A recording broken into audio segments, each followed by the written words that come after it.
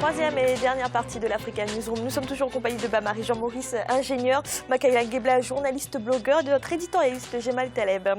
Et tout de suite dans l'actualité économique, afin de renforcer la coopération entre leurs deux pays, les autorités nigériennes et algériennes viennent de signer plusieurs accords dans divers domaines, dont les technologies de l'information et de la communication. C'était à l'occasion des travaux de la haute commission mixte nigéro-algérienne et de la visite du Premier ministre algérien Abdelmalek Sellal. Sharon Kamara. Le Niger et l'Algérie renforcent leur coopération bilatérale.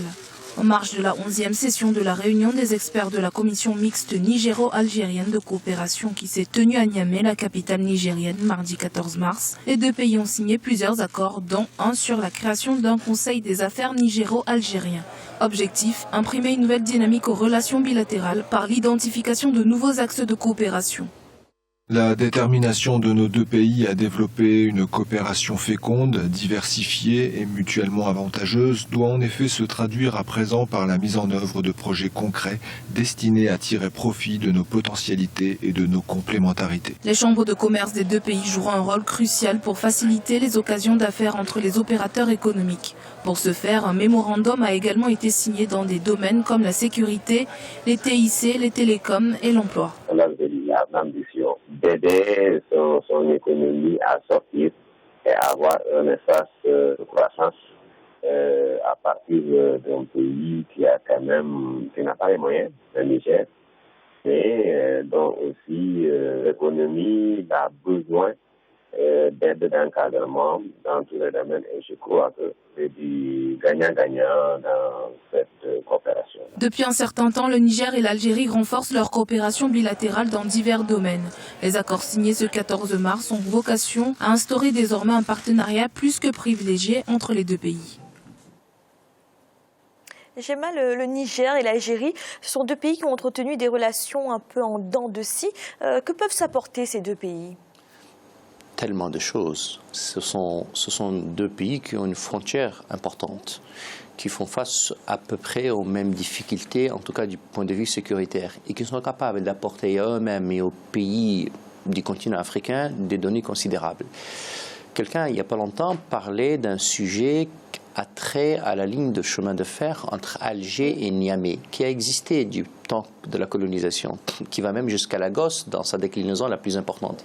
Imaginez une ligne de chemin de fer qui va traverser cette zone sahélo-sahélienne, qui est capable d'apporter en termes d'emploi, d'économie, d'activité et de vie, tout simplement, en matière de lutte contre l'instabilité, contre l'insécurité, et puis surtout injecter de l'économie, du pouvoir d'achat et du travail dans cette zone-là.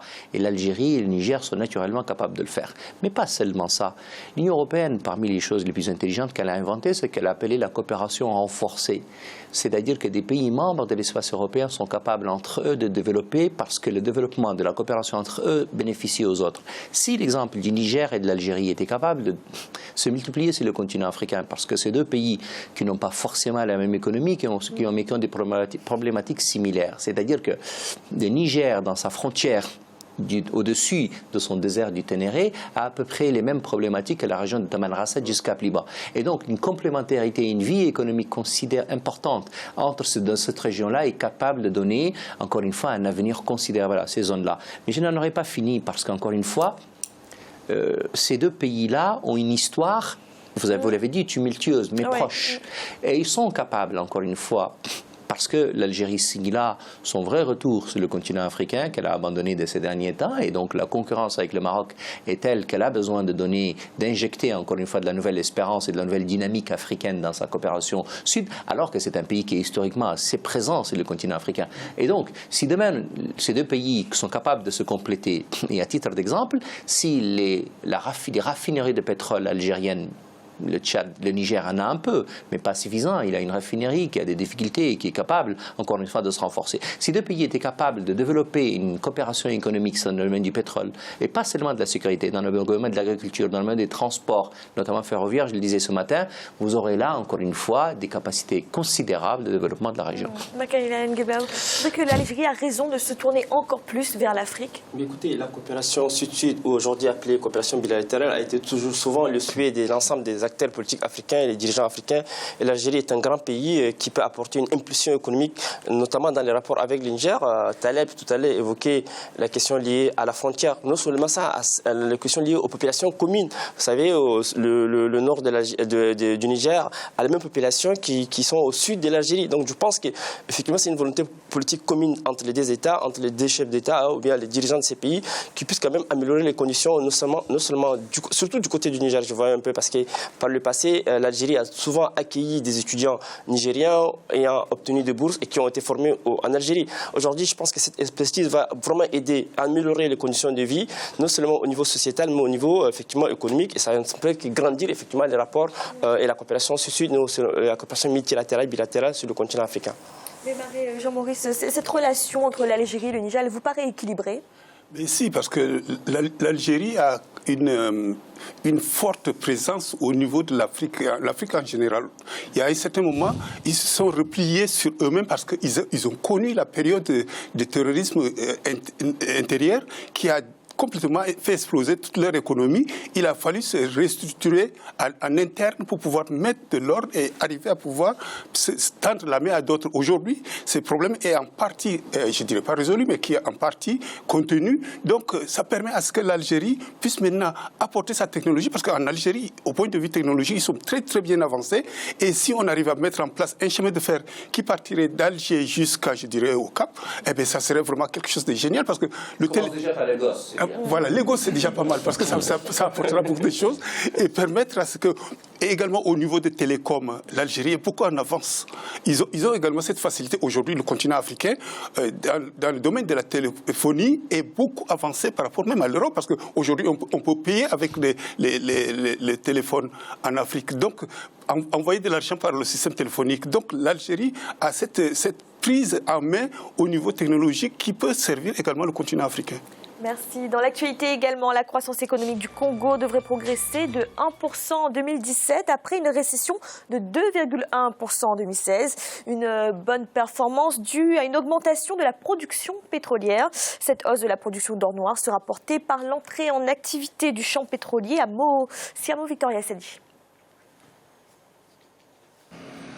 Au retour de la croissance économique en République du Congo pour l'année 2017, le produit intérieur brut du pays devrait progresser de 1%. Certains analystes pensent que la stabilité sociopolitique dont jouit le pays actuellement est un atout favorable à cette croissance économique annoncée. Mais il faudra aussi prendre en compte la hausse des prix du pétrole sur le marché mondial. Accompagné d'une amélioration du climat politique, je pense qu'il y a lieu d'espérer une croissance plus ou moins positive. Vous voyez, le baril de pétrole a franchi le seuil de $50, venant de près de $30, même un peu moins que ça. Et donc ce sont des perspectives qui sont, à mon avis, acceptables, des raisons favorables à l'amélioration de l'activité économique, surtout que le pays produit en moyenne 400 000 barils de pétrole par jour. Pour 2017, le Congo envisage produire par jour 100 000 barils de pétrole supplémentaires grâce à la mise en service du gisement pétrolier Moto depuis le 15 mars. Rappelons que le pétrole est la première ressource économique du pays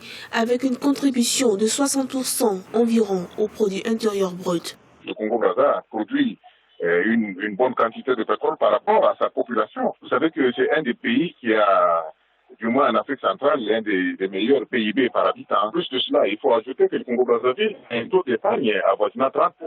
Mais je pense qu'avec un taux d'épargne de près de 30%, ça fait quand même un bon préalable, un bon atout pour une croissance. Avec un recul du PIB de 2,1% en 2016, l'économie congolaise subissait rudement la baisse des cours de l'or noir. Cette même année, le gouvernement a lancé un emprunt obligataire de 150 milliards de francs CFA avec un taux d'intérêt de 6,5% sur la période 2016-2021 pour relancer l'économie. J'ai mal une hausse de 1%. Qu'est-ce que cela vous inspire? Pas beaucoup. Pas beaucoup parce que nos économies ont des besoins assez considérables et pour les besoins très importants comme nos économies, une croissance idéalement a besoin d'être à 2 chiffres, c'est-à-dire non pas 8, 9 mais plutôt 10, 11 parce que les besoins sont très importants et donc il faut qu'on soit à un niveau de croissance très important. Regardez un pays comme la Côte d'Ivoire, ça s'est vide ces derniers temps parce que la croissance n'est pas à 2 chiffres mais pas loin. 1%, c'est très peu. Et c'est très peu, et cela d'autant que c'est un pays qui est un accident géologique. Et le Congo est capable de vivre des mines, des forêts, du tourisme, on en parlait tout à l'heure, c'est l'un des pays les plus beaux de la planète. Et puis il bénéficie d'une stabilité politique très importante. Le président Sassou Nguesso tient plutôt bien le pays, la stabilité économique politique est très importante, et donc c'est un pays qui connaît là, encore une fois, un moyen important de rassurer les investisseurs et les créanciers. Et pourtant, ces pays continuent à être tributaires du pétrole, de la valeur pétrole. Je le dis toujours sur ce plateau, les Africains ont du pétrole, ils n'ont fait aucun effort pour l'avoir, c'est le hasard de la nature. Et donc le travail, le labeur, le courage des Africains est mis de côté, ils ne sont plus capables de travailler. Il est souvent découvert, exploité par des multinationales étrangères qui vous donnent des petites royalties de ce qui vous reste de votre bien. Et donc il faudrait que définitivement nous tournions la page du pétrole, non pas que nous n'ayons plus de pétrole, mais que nous soyons capables de travailler par nous-mêmes et d'imaginer autre chose. Dans ce cas, notre croissance ne sera pas de 1%, mais de 11%, voire 15%. Merci. Et puis notre chiffre du jour, les exportations algériennes d'hydrocarbures sont en hausse de 7% au terme des 2 premiers mois de l'année 2017, une hausse conséquence directe de l'amélioration de la production. La production de pétrole brut sur cette période est montée à 8,13 millions de tonnes, en hausse de 3% par rapport à 2016, et celle du gaz à 22,4 milliards de mètres cubes, soit une progression de 6%. Mais Marie-Jean Maurice, c'est une bonne nouvelle pour l'Algérie qui est dépendante, on le sait, des hydrocarbures. Ah oui, dépendante, c'est-à-dire l'Algérie est arrivée à maîtriser son économie à travers ces hydrocarbures, parce qu'aujourd'hui, au niveau d'infrastructures, l'Algérie a mis tout le paquet nécessaire pour pouvoir permettre à ce que sa population puisse se déplacer facilement. Ils ont également investi dans leur sécurité. Aujourd'hui, ça démontre bien que c'est un pays qui devient stable. Et stable dans cette région démontre que les autres pourraient également arriver à faire la même chose. Makaïla Nguebla, vous êtes d'accord avec ça? Écoutez, je ne suis pas tout à fait d'accord avec ce que disait M. Bamari du simple fait que l'Algérie, effectivement, moi, mon problème avec l'Algérie, c'est que la répartition n'est pas équitable dans ces pays. Même si on annonce effectivement une hausse vertigineuse effectivement, de produits intérieurs bruts, mais on a l'impression qu'effectivement la population est souvent délaissée en termes de partage des richesses du pays. Donc du coup, on nous annonce effectivement des taux d'inflation, etc., mais ça n'accompagne pas au niveau sociétal. Au niveau social, on a l'impression que les gens se plaignent beaucoup et ça ne me réjouit pas. Ça ne me réjouit pas souvent. À chaque fois qu'on se retrouve dans ces plateaux, on annonce des chiffres quand même éloquents, mais moi je reste toujours un peu triste en fait. J'ai mal rapidement, je voudrais terminer là-dessus parce qu'en même temps on apprend cette hausse des exportations des hydrocarbures. Le PDG de Sonatrach, Amin Mazouzi, a été limogé aujourd'hui, ce 20 mars. Qu'est-ce que vous en pensez de tout ça? Je ne suis pas convaincu que les liens soient totalement évident entre la hausse de la production et le départ du PDG de la Sonatrach. Ce sont des situations qui viennent de tomber, donc je ne suis pas capable de les analyser au-delà de ça. Mais oui, la hausse des hydrocarbures de la production est importante parce que l'Algérie a ce besoin. Je suis moins d'accord avec M. Makaïla, mais enfin, ce serait étonnant que le contraire ne soit pas vrai. Mais parce que l'Algérie, justement, a beaucoup redistribué, elle a beaucoup partagé ces derniers temps. Et donc, quand vous redistribuez, vous partagez, vous faites un peu comme l'Union soviétique. C'est-à-dire que vous ne produisez plus et vous distribuez le peu que vous possédiez. Et le drame de l'Algérie, c'est que précisément les 300 milliards de dollars de réserves de ce pays ne sont pas allés là où il faut, ils sont plutôt partis à la redistribution. C'est bien de redistribuer, il faudrait produire avant de redistribuer. C'est un peu ce qui manque à l'Algérie, mais au-delà de l'Algérie. Mais enfin, voyez-vous, et j'en aurais fini, le problème de l'Algérie est à peu près le problème du Congo qu'on vient de citer. Ce sont deux pays auxquels je suis très attaché. Mais encore une fois, ça m'embête de savoir qu'on n'est pas capable de sortir de la valeur pétrole. Un de mes amis, qui est un ancien gouverneur de la Banque centrale d'Algérie, m'a dit une fois, l'Algérie est maudite à cause de son pétrole. Merci, c'est à présent la fin de cette émission. Demain, retrouvez le second volet de cette semaine consacré au secteur hôtelier. Marie-Jean Maurice, merci d'avoir été avec nous. Merci Fanny de nous accueillir sur votre plateau, ça me fait plaisir. Makaïla Nguebla, merci également d'avoir été là. Merci Fanny de m'avoir associé avec ces débatteurs aussi éloquents. Et Gémal, merci d'avoir été avec nous. Merci Fanny, bonsoir à ceux qui nous regardent et toutes mes amitiés à Makaïla qui est absolument sportif et dont évidemment auprès duquel je m'excuse si je n'ai pas été sympathique. Oui, c'est sympathique, il n'y a pas de souci. Et merci à vous de nous avoir suivis, à bientôt dans l'Africa Newsroom.